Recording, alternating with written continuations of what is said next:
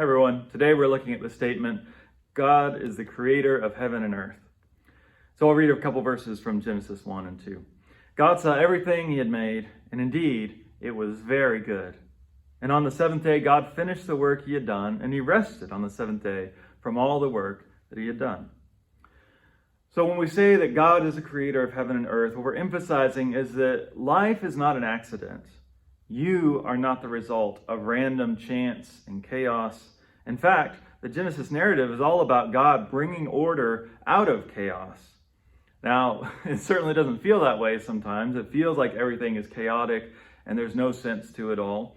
And when we say this, I'm not arguing that everything that happens is God's plan. It's not everything in life is God's doing. It's saying that life itself is God's doing. And so it's also not about the means of creation, it's about the creator, right? It's about who created, not how creation happened. I think too often we can get hung up on the process, as if saying God is the creator means saying God created in this specific way. I mean, even Genesis 1 and 2 tell the creation story differently, but they're agreeing that there is a good creator behind all of it. And again, Scripture emphasizes that creation itself is good. So we have this idea here of original goodness, original blessing, not original sin, right? Whatever you think about the concept of original sin, I'm not a fan of it. What's inherent to all created things, including humanity, is not our brokenness, it's our goodness. God calls us very good. God makes us in God's own image. And sin is real, but it can't touch that or change that.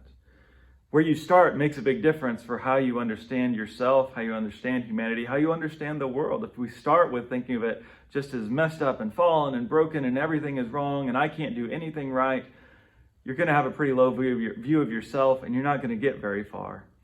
Instead, what this statement says and what Scripture says is that we start by seeing ourselves as good. You're not worthless because you're created by a God who gives you worth.